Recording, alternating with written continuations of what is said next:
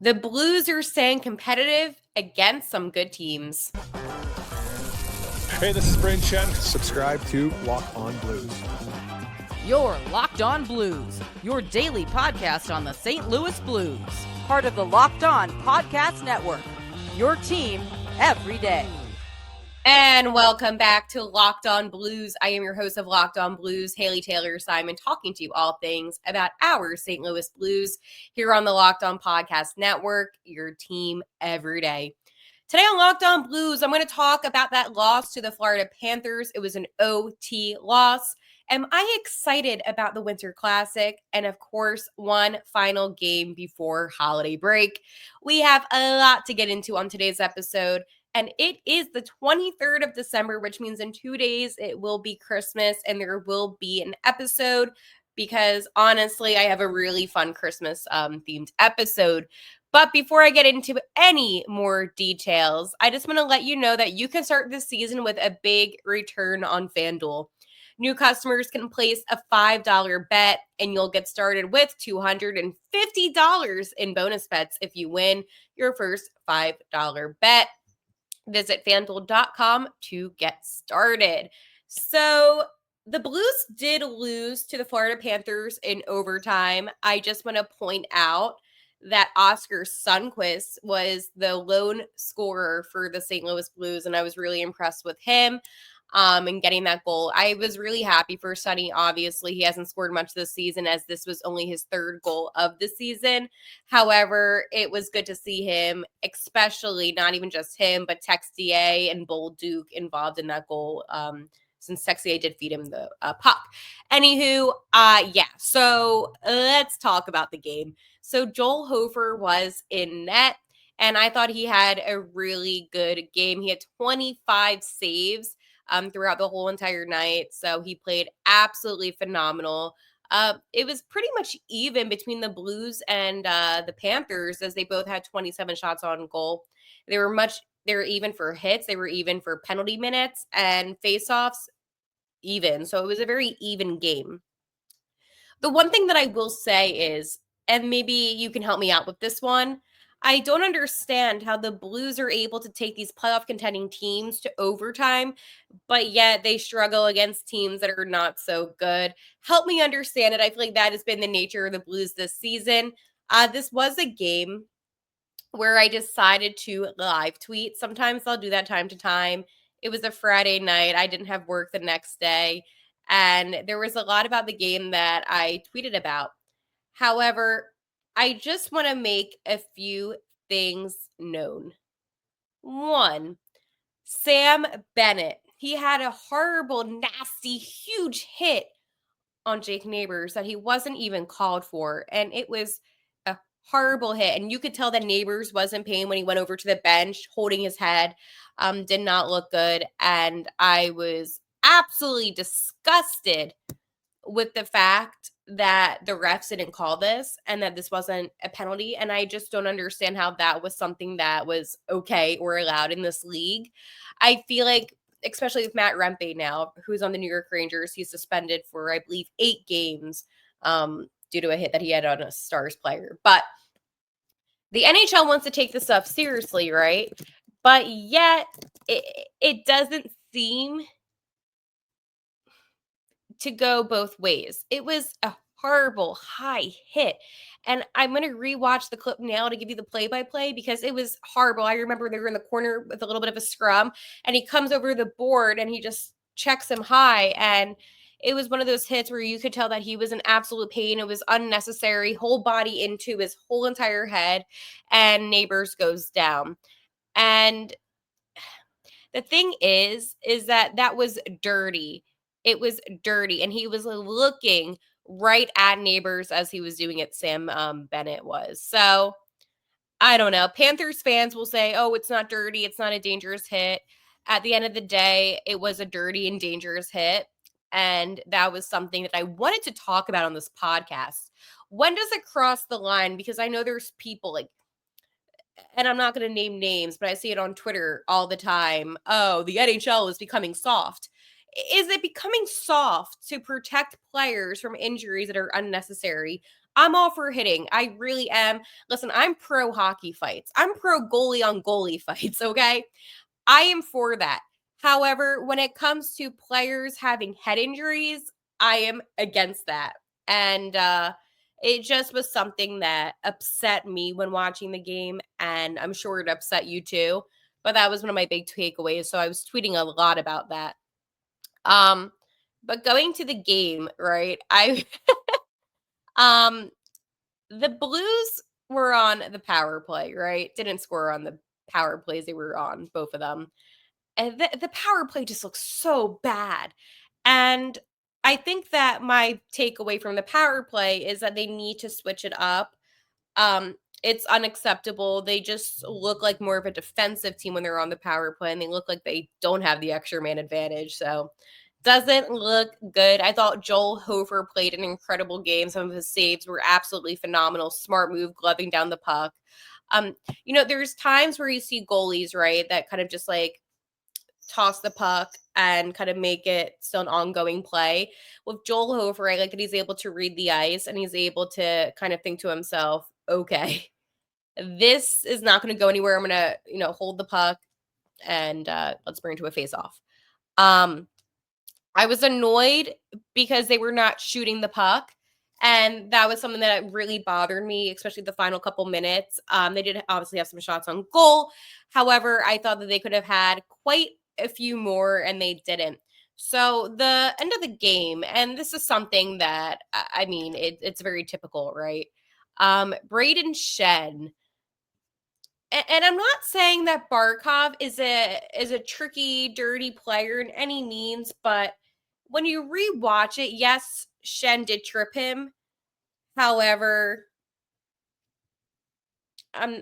it's tough because I don't want to be told, oh, you're making excuses. It just kind of seemed like Shen fell into what he wanted him to do. So the Panthers, and this is an overtime now, they go in the power play. I'm just going to explain the power play rules for those that don't know about OT hockey. Oh, my cat just fell. Stella, are you okay? Anyways, with overtime hockey, the rule is you're usually 3-on-3, right? That's how OT hockey works. With having the extra man advantage, you literally have the extra man advantage. So then it becomes 4-on-3. So it's not 2-on-3, none of that. It's 4-on-3 hockey. So the Panthers were able to go in the power play. And evidently, like 30 seconds later, it just was one of those goals that you couldn't really prevent. Barkov ends up scoring it, ironically, right? I mean, he's the one that kind of, had the whole tripping kind of thing. And then boom, he scores. It's honestly the least surprising thing that happened in that game, but that wasn't on Joel Hofer. And after the game, Hofer was talking and he said that it was a competitive game. And I have to give the Blues credit. I mean, you're playing against the defending Stanley Cup champions, and they were able to get 1 point out of that. I did say that the Lightning and Panthers, really big chance that the Blues could have walked away from Florida with no points. So they got 1 out of 4 points, which it's not great. It's better than getting none. And I think that was my mentality with this game. I'm sure it was, yours as well. I mean, you're playing against the team that hoisted the Stanley Cup not too long ago. I know that there's a lot of players on the Panthers that ended up, getting dealt to other teams and a bunch of stuff this offseason for them. However, they're still a very good team. They still have a lot of very good and valuable players. So I was actually okay with it. What made it frustrating was how they won an OT. If they didn't have the power play, could the Blues bring them to a shootout? Like, these are questions that I have as a fan and as somebody that watches every single Blues game. And it is because I genuinely believe that if the Panthers didn't have that power play due to Shen's tripping, this game would have gone to OT. So that's my takeaway. You come out with a point. You get ready for Detroit tonight, which I'll talk about, but it is what it is. Were they good games in Florida? Lightning was not a good game. Panthers, I could say that was a good game. Obviously, you have players like Dylan Holloway that had a lot of good shots on goal. A couple pucks went off the post, but other than that, you walk away with a point. So not too bad for those Blues. I'm going to talk about the Winter Classic. I feel like I've been kind of avoiding it, but I want to talk to you first about my friends over at PrizePicks. Today's episode is sponsored by PrizePicks. If you love sports, you're going to love PrizePicks, the best place to turn your sports knowledge into real money. Whether it's hockey, football, or any of your favorite sports, PrizePicks makes it easy to get in on the action. You can now win up to 100 times, 1,000 times your money on PrizePicks. Plus, this holiday season, they're giving away $30 million in rewards during Picksmas and offering 2 free picks in December. And when your picks hit, PrizePicks makes it easy to cash out. You can get your money in as fast as 15 minutes. This week on PrizePicks, I'm eyeing the hockey board. I'm looking at Jack Hughes for more than 4 shots on goal and Panarin for more than 1 assist. It's so simple to make picks and to have fun with friends while potentially cashing out. And if you did take Jack Hughes like I did for this week, you would have already made some of your shmoney with how we played today against the Rangers. So download the app today and use code LOCKEDONNHL to get $50 instantly after you play your first $5 lineup. That's right, $50 instantly. PrizePicks. Run your game. The Winter Classic is approaching, and I'm not as excited as I thought I would be. I'm actually going to be honest with you. I'm kind of dreading it, and maybe not for the reasons that you think. I love the Blues, okay? I am wearing one of my Blues t-shirts today. I love repping the Blues, even though I don't, I'm not in St. Louis, right? However, because it's in Chicago, I just don't feel maybe as connected to it, if that makes sense. And maybe for the Blackhawks fans, there is that bit more of excitement because it is in your home city. But when you're the visiting team, and I've had this before when, we've played in the Winter Classic, it just kind of feels not the same. However, I am still excited about having this platform for the Blues because I feel like this is something that the National Hockey League has done a lot with St. Louis. It's like this disrespect where the Blues, and I'm not at all in any single way trying to excuse how this team has played as of lately, the past couple seasons, but they did win the Stanley Cup not too long ago, right? In the grand scheme of things. I was watching Biz. I'm a huge fan of Biz. But when he was on TNT, he was previewing the Winter Classic, and he was like, "Oh, well, Chicago has Connor Bedard, and the Blues have, Jim Montgomery." And I'm like, Biz, you can't name a single Blues player that's worth talking about. How about Jordan Binnington, who is the starting goalie for the Four Nations face-off? How about Robert Thomas? How about Jordan Kyrou? Like, even Braden maybe, well, I don't know. But the point is that you could 100% name at least a couple Blues players that fans around the NHL would know. I guarantee you, if you ask a hockey fan, maybe they're not a Blues fan, but you ask a hockey fan, do you know who Jordan Binnington is? They would say a goalie. He's on the Blues. He's a cup champion. They would say something. Now, maybe if you ask somebody, oh, do you know who Zach Bolduc is? Maybe they wouldn't know that. But you could have 100% said Binnington. A lot of people know Robert Thomas, Braden Shen. You get what I'm saying? So it's just one of those things where, again, I already see the headlines. Connor Bedard, takes on the Blues. Like something like that, where it's like the Blues have players that are worth mentioning. And maybe I'm the issue. Okay, maybe I am the problem. And I'm cool with that. I really am cool with that because it just bothers me so much. I mean, Wrigley Field, it is, obviously historic and it's going to be fun and, all of that. I get it. But there's just, I don't know. There's something that bothers me a lot about it. Maybe the whole narrative of how it's being set up. And to me, that just doesn't make any sense. Now, this is a hockey podcast. Okay? This is a hockey podcast. So obviously, I'm going to talk hockey. However, there are a couple music acts for the Winter Classic this year. So I do believe, again, Chance the Rapper and the Smashing Pumpkins. Now, you already know what I'm going to say. It's such a great skit. It's such a great skit. O'Reilly Auto Parts. Does that ring a bell? Chance the Rapper's character on SNL. Let's do that hockey. It's so great. I believe it was Lorenzo something. It's so funny. It was yeah, Laszlo Holmes. Let's do that hockey. Lorenzo. Oh, I'm thinking basketball player. Laszlo Holmes or whatever. Let's do that hockey. And for whatever reason, I feel like that might happen where he might say that, and that lives in my head rent free. But it's so great. And I don't know, I like Chance the Rapper. Smashing Pumpkins, I don't really know as much. But it should be a really cool event. Obviously, I think the sweaters look absolutely sick, and I'm excited for that. I think I'm more excited about Chance the Rapper saying, let's do that hockey than anything else. I don't know why, at least in my head, I thought there'd be some more kind of like country singers because I'm thinking rhythm and blues, but this is in Chicago. So it's, again, this is why we need to host the Winter Classic in St. Louis.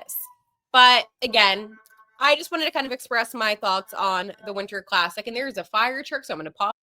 But anyways, I'm going to get on to talking to you about tonight's game. But first, FanDuel. The NFL playoffs are almost here, but it's not too late to get in on the regular season action with FanDuel, America's #1 sportsbook. Because right now, new customers can finish the season strong with $250 in bonus bets if your first $5 bet wins. FanDuel has so many ways for you to pick a W. I love betting on which players will score a touchdown and how many points each team will score. It's thrilling. So just visit FanDuel.com to join today. That's FanDuel.com for your chance at $250 in bonus bets. Make every moment more with FanDuel, an official sports book partner of the NFL. The Blues play tonight, as we talked about. And this is a game that I'm honestly excited about watching because I do think that there is a good chance that the Blues can maybe win. Now, the Blues are in the midst of a 3-game losing streak. Not good. However, again, tonight's game, yes, it does look like Detroit might have the better odds heading into the game. However, I still think that they can pull away with a win. And the Red Wings are a really interesting team, and this is a team that I've talked about a lot.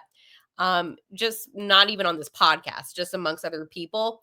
And I believe that they have a lot more talent than they lead on to believe. So, with all things being said, I think that this is pretty much an even game. Not maybe in the facts of it being even, but I just think that the Red Wings are a team right now that shouldn't be looked at as an easy team, I guess, in a sense. They did lose to the Canadians on Saturday 5-1, so not so great after losing to the Canadians again on Friday. 4-3. They went back and forth between the two teams. The last one that the Red Wings had was against the Philadelphia Flyers with a 6-4 victory. So, yes, they're in the midst of losing 2 back-to-back games. However, I feel like the Canadians have always been a bit of an issue for them, even just remembering like when they almost made it to the playoffs last season. So, I'm going to talk about the lineup tonight for your St. Louis Blues. A few changes tonight, honestly. Yes, we will not be seeing Foxa tonight. He did have a skate cut close to his groin area, so obviously he will be out. And Saad will continue to sit out. And some interesting news on defense, but I'll explain once I read the lineup. So, centering the first line, Robert Thomas, to his left, Texier, and to his right, Bushi. How do I feel about that? Not a huge fan. Not at all. So second line centering is Braden Shen. To his left, it's Holloway. To his right, it's Kyrou. On the third line, Sonny is centering. To his left, it is Jake Neighbours. To his right, it is Zach Bolduc. Centering the fourth line, Matthew Joseph. To his left, Alexi. To his right, Nathan Walker. Not a huge fan of some of these combinations. I get what coach is doing. He's trying to change things up to see what works and what doesn't. I personally don't like Textier on the first line, and I don't like that Jake Neighbours is on the third line. And again, maybe it's like a chemistry thing, but Holloway and Neighbours should switch, in my opinion. And but whatever. Defense: Cam Fowler, Colton Parayko on the first pair. Second pairing, it's Broberg and Justin Falk. And then finally on the third pair, it is Ryan Suter and Tyler Tucker. Yes, Scott Perunovich is healthy scratch, and in net, it is Jordan Binnington. Now, you might be wondering, how do I feel about the defense? I'm fine with it. Honestly, at the end of the day, you know how I feel about Perunovich. I'm happy for Suter that, he's finally being able to play in a position where he was supposed to be this entire time. But what I will say, though, about Suter, maybe this is just my hot take in a sense. I kind of miss him on the first pair with Parayko. I know, but I do. I felt like he played really good hockey for a while, and he was one of the best defensemen on the team. And I don't think Cam Fowler is bad by any means. I just personally kind of want to see Suter back with Parayko again, but I don't think that's going to happen at all anytime soon. I mean, it might. Honestly, it might. With the way that things are going with the Blues, they might. Right now, the Blues are 15, 16, and 4 on the season. And again, they are now 0-1-1 on their 3-game road trip, which isn't so good. However, coach said after last game, it felt like an even game. As we know, it's the defending cup champs. They've been a very dominant team in this league for 2.5 years now. It's hard when you lose, especially when we had puck possession for most of the overtime too. But I liked a lot of the opportunities, and obviously, with what he did with Boston. I don't want to be mean, but like, we hate the Bruins here. Come on. I was happy when the Panthers eliminated them a couple of seasons ago. So anyways, with Detroit, they're 13, 16, and 4 on the season. And so as I did mention about the losses that they had to the Canadiens, so they were coming off of that. Obviously, the Blues have points that they kind of need to get, right? Last 9 road games are 5-2-2, which is, what it was. Colton Parayko is about to dress for his 695th game. And so essentially the Blues need to maybe end this game with a W before the holiday break, which would be a nice thing to see. I will talk to you tomorrow to talk all about the action that takes place on the ice tonight and how I end every single episode. Let's go Blues.